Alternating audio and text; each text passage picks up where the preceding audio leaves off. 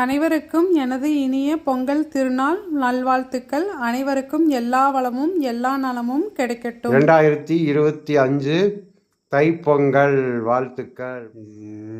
முந்திரி திராட்சை நெய்யில் வறுத்திருக்கிறாப்படி. இங்கே கரும்பு சர்க்கரை. இயற்கைக்கும் பிரபஞ்சத்துக்கும் நன்றி சொல்லும் விதமாக கண்டிப்பாக ஒவ்வொரு வருஷம் தை 1ஆம் தேதி ஒரு பொங்கல் வச்சிருவாங்க.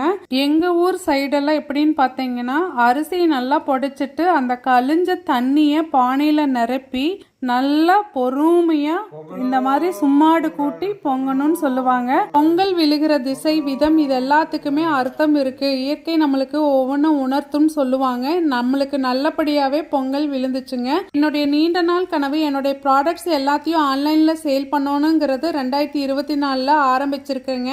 இந்த வருஷம் முதல் அறுவடை மஞ்சள் வச்சு சாமி கும்பிட்டாச்சுங்க.